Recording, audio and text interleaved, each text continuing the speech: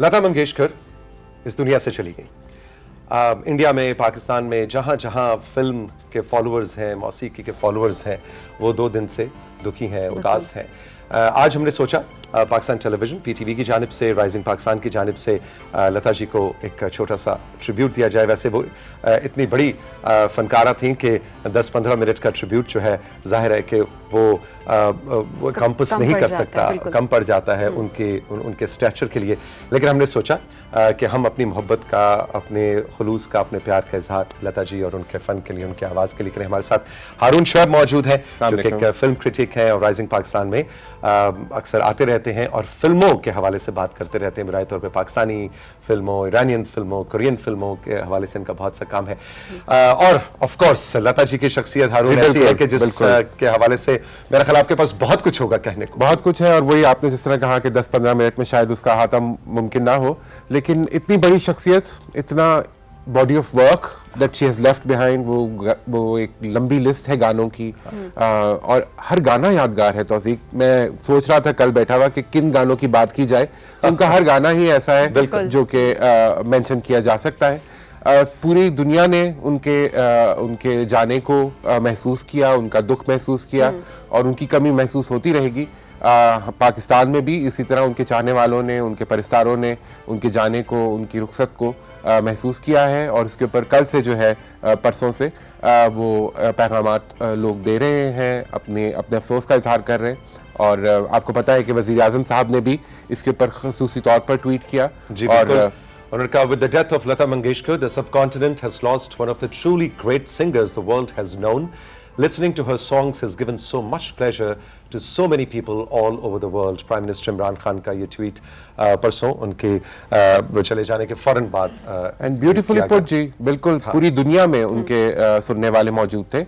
और इसी तरह आपको पता है कि हमारे मिनिस्टर जो हैं, वज़ीर इत्तलात फवाद चौधरी साहब, उन्होंने भी ट्वीट किया और जी बिल्कुल, उनका ट्वीट भी हम आपको दिखाते हैं। उनका लता मंगेशकर का इंतकाल मौसीकी के एक अहद का खात्मा है। लता जी ने अशरों तक सुर की दुनिया पर हुकूमत की और उनकी आवाज़ का जादू रहती दुनिया तक रहेगा। जहाँ जहाँ उर्दू बोली और समझी जाती है, वहाँ लता मंगेशकर को अलविदा कहने वालों का हुजूम है। बहुत ही खूबसूरत मैसेज और ये बड़ा अच्छा लगा कि वाकई उनको अलविदा कहने वालों का एक हुजूम है जो उनको saying goodbye to her। और याद रखेगी दुनिया उनको, क्योंकि फनकार जो होता है उसका फन रह जाता है और जब तक फन होता है और उसको चाहने वाले, उसको पसंद करने वाले, समझने वाले होते हैं, तब तक फनकार भी जिंदा रहता है अपने फन के थ्रू। अच्छा हारून, अगर हम बिल्कुल स्टार्ट, उनके करियर के स्टार्ट की अगर हम बात करें तो कब से उन्होंने गाना शुरू किया, क्या कहीं पर इंटरव्यूज दिए, वो क्या कहती हैं, किस तरह से उनको अपने टैलेंट का पता चला? बिल्कुल ठीक जी। 1929 में लता मंगेशकर पैदा हुई। उनके वालिद का नाम दीनानाथ था। वो एक अपनी थिएटर कंपनी चलाते थे और ये इंदौर की बात है, इंदौर में रहा करती थी ये फैमिली। तो वहाँ लता जी उनकी सबसे बड़ी बेटी थी और उन्होंने शुरू में 5 साल की उम्र से गाना सीखना शुरू किया अपने वालिद से ही। और फिर उसके बाद वो कोल्हापुर शिफ्ट हो गई। उनके वालिद की डेथ हो गई जब वो 13 साल की थी और फैमिली की तमाम जिम्मेदारी जो थी वो लता मंगेशकर के ऊपर आ गई। तो फिर वो वहाँ से अपनी फैमिली के साथ कोल्हापुर शिफ्ट हुई और कोल्हापुर में एक फिल्म कंपनी में उन्होंने नौकरी की। वहाँ पर वो कुछ गाना भी सीखती रहीं साथ साथ। और उसके बाद जो बड़ी ब्रेक आई वो 1949 में आई, जब वो वहाँ से मुंबई शिफ्ट हुई और वहाँ पर उन्होंने फिल्मी करियर का आगाज़ किया। और जो पहली फिल्म जो कि एक बहुत बड़ी हिट साबित हुई और उसका वो गाना, अगर आप लोगों को याद होगा, महल एक फिल्म थी और उसका गाना था आएगा आने वाला आएगा, बहुत जबरदस्त और एक बड़ी हॉन्टिंग ट्यून थी। और वो लोगों ने सोचा यार ये किसकी आवाज है, और लता पहली दफा अराइव हुई ऑन उनकी उम्र में 20-21 बरस की थी और उन्होंने वहां पर वो गाना गाया। और उसके बाद उसी साल लता खुद कहती हैं कि मुझे वक्त ही नहीं मिला, मैं तकरीबन 150 गाने इस गाने के बाद मैंने एक साल में गा दिए और हर गाना यादगार है क्योंकि वो एक के बाद एक खूबसूरत मेलोडी उनको मिलती रही और वो गाती रही और लोग सराहते रहे और फिल्में हिट होती रही। उनके गानों की वजह से फिल्में हिट हो जाती थी। हम बहुत जिक्र सुनते हैं कि उनका और मैडम नूर जहां का जी एक बहुत ही खास लगाव, एक बहुत ही उन्स था। कुछ उसके बारे में बड़ी मजे की रिलेशनशिप है तौसीक। मैं उसके ऊपर थोड़ी रिसर्च करता रहा हूँ। मास्टर गुलाम हैदर जिन्होंने नूरजहां साहिबा को भी शुरू में सिखाना उन्हीं से शुरू हुआ। उन्होंने ही लता मंगेशकर को भी इंटरेस्टिंग मौसीकी सिखाई। दोनों के पहले उस्ताद? बिल्कुल बिल्कुल। Okay. दोनों का बहुत करीबी कल्बी ताल्लुक था मास्टर गुलाम हैदर के साथ, तो वो एक ताल्लुक भी बन गया।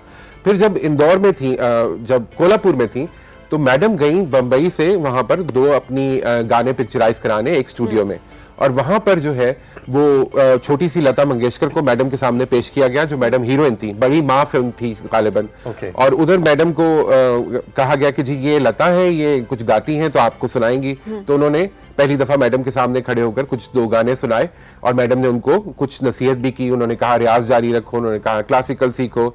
और वो लता कहती है कि मैं उनको देखती रहती थी, तलफ़ुज़ मैंने नूरजहां से सीखा। फिर जो जज्बात हैं कि लोरी किस तरह गानी है और रोमांटिक गाना किस तरह गाना है। और बड़े मजे की बात एक मैंने देखी जो लता जी ने अपने एक इंटरव्यू में कही कि हाय कैसे कहना है। वाह। कि हाय कैसे कहना है ये भी मैंने मैडम नूरजहां से सीखा कि किस तरह कहा जाता है। तो ये खूबसूरत फनकार थे, बड़े फनकार थे, और एक दूसरे को हमेशा मैडम ने भी इसी तरह लता को हमेशा बहुत अप्रिशिएट किया, और वो कहा करती थी कि जो लता ने गा दिया वो कौन गाएगा।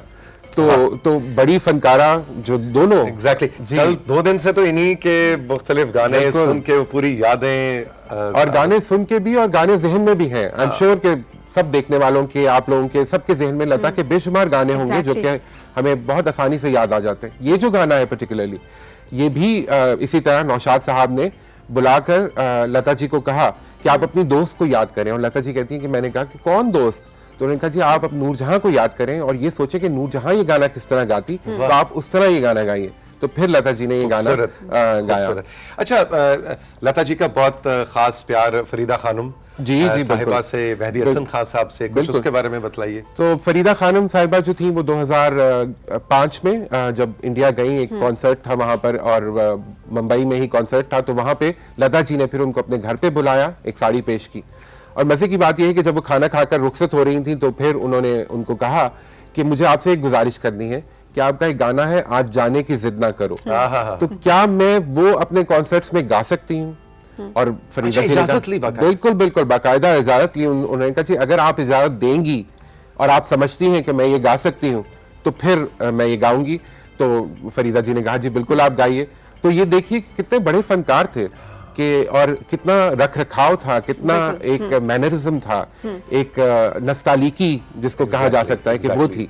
हबीब अली मोहम्मद साहब ने मेरे ख्याल ओरिजिनली उनकी थी, लेकिन मकबूल जब ज्यादा हुई वो फरीदा खानम साहिबा की वजह से हुई। तो फिर लता ने इजाजत लेकर ये गाना गाया दोबारा। अच्छा हारून, बहुत सारे लोगों ने, पाकिस्तान से भी आर्टिस्ट ने, तमाम फनकारों ने ट्वीट्स किए जो कि बहुत सरहद के उस पार भी बेसिकली इंडिया में भी बहुत ज्यादा अप्रिशिएट भी किया गया उसको, और सब ने आप जिस तरह देखिए लता और उस तरह के बड़े फनकार जो होते हैं, आप हमारे देख लीजिए मैडम नूरजहां को देख लीजिए, नुसरत फतेह अली खान साहब को देख लीजिए, जिन्होंने वहां पे असर किया। इसी तरह उनके बड़े फनकारों का असर हमारे फनकारों ने हमेशा महसूस किया और उनसे चीजें सीखने को मिलती हैं एक दूसरे से। तो वो चलता रहा सफर। और हमारे जो फनकार हैं आजकल के भी, आप देखिए सब ने उनको बड़े अच्छे अल्फाज में अलविदा कहा, उनके काम को याद किया और याद रखेगी, दुनिया याद रखेगी।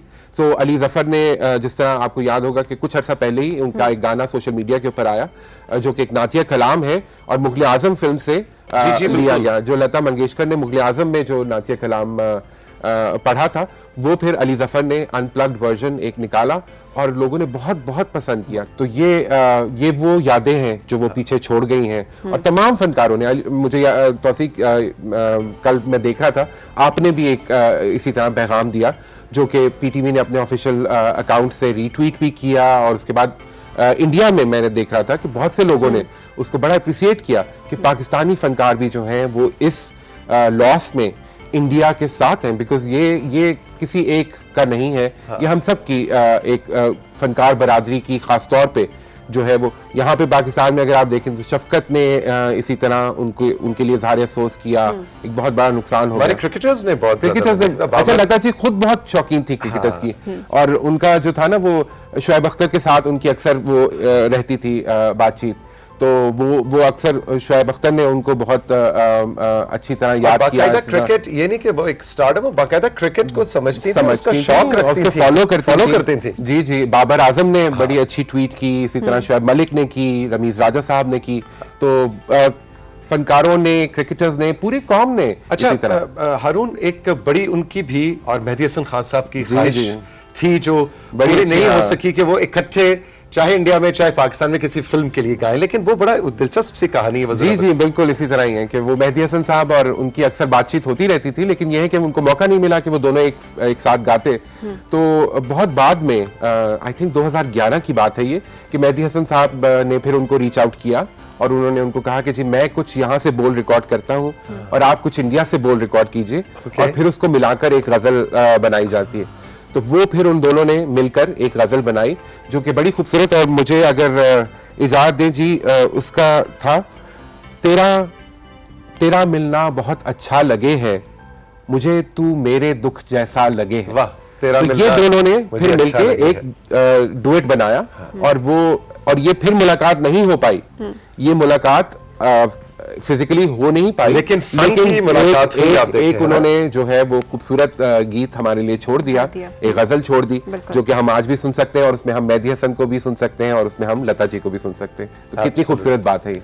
बिल्कुल बिल्कुल। आप क्या समझते हैं कि इस वक्त अब हमारी म्यूजिक जो है बिल्कुल मतलब बहुत डिफरेंट जॉनर्स हैं, बच्चे एक्सपेरिमेंट कर रहे हैं, ये जितने नाम हैं, फरीदा खानम है, मैडम नूर जहां, मेहदी हसन खान साहब, लता जी, रफ़ी, किशोर, ये वो नाम है कि जिनसे मेरा ख्याल है आने वाली हर नस्ल जो है वो एक एकेडमी के तौर पे सीख सकती है। बिल्कुल ऐसे है। क्या आज का यंग सिंगर जो है वो इस्तेफादा कर रहा है इन बड़े नामों से? जी बिल्कुल, और उनका असर इतना गहरा है कि उसके अलावा कुछ मुमकिन भी नहीं है कि उस असर से निकल के कुछ और किया जाए। इतने बड़े बड़े ये शख्सियात के नाम आपने ले लिए कि उन्होंने तो पूरा अहाता कर दिया है, तो उसी में से कुछ हिस्सा लेकर फिर हर फनकार अपना सफर शुरू करता है। तो आप चाहे वो फरिया परवेज हो, चाहे वो महनाज हो, चाहे वो नैयरा नूर हो, आपको कहीं लता सुनाई देंगी, कहीं नूरजहां सुनाई देंगी, क्योंकि देखिए जहां नूरजहां जो थी वो सीने से गाती थी, लता की जो थी वो रगे की गायकी जिसको कहा जाता है कि वो गले से गाती थी, तो उन्होंने अपना गला बनाया हुआ था। हमारे यहाँ जो पाकिस्तान में फरीदा जी हो गई या मैडम हो गई या फिर इकबाल बानो हो गई, ये सीने से गाती थी, तो उनके एक बिल्कुल अलग जॉनरा है। इसी तरह हर सिंगर जो है वो अपनी आवाज के टेक्सचर को ज़हन में रखते हुए फिर वो सेलेक्ट करता है कि उसने क्या करना है, किस तरह गाना है, तो वो दोनों तरीकों में से गाया जा सकता है। और लता जी खुद कहती हैं कि जी मैं जो हूँ वो नूरजहां को देख के, उनको सुन के, और ये सोचती थी कि मैं ये गाने कैसे गाऊंगी जो कि नूरजहां ने गा दिए। तो इसी तरह नूरजहां जो कहा करती थी कि जो लता ने गा दिया वो कौन गाएगा। हारून बहुत बहुत शुक्रिया, थैंक यू वेरी मच। जैसा कि हम इस सेगमेंट के आगाज में कह रहे थे कि लता मंगेशकर इतना बड़ा नाम, इतनी बड़ी फनकारा के 12 मिनट 15 मिनट के अंदर उनको ट्रिब्यूट देना या उनकी गायकी के रुबूज को अहाते में लेके आना मुमकिन नहीं है, लेकिन PTV पाकिस्तान टेलीविजन की जानिब से और राइजिंग पाकिस्तान की जानिब से हमने सोचा कि लता जी को एक ट्रिब्यूट दिया जाए, और आखिर में हम यही कहेंगे, Lata ji we will miss you.